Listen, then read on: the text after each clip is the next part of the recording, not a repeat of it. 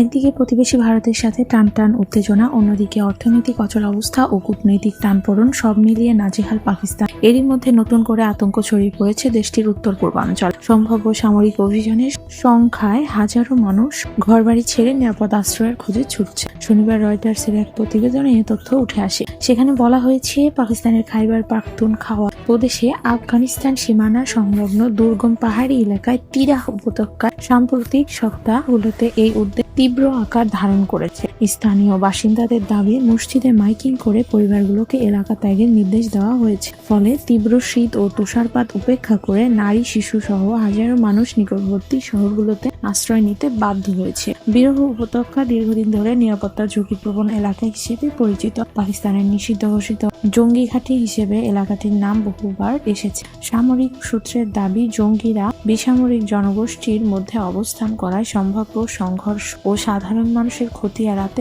সামরিকভাবে এলাকা ছাড়তে উৎসাহিত করা হয়েছে।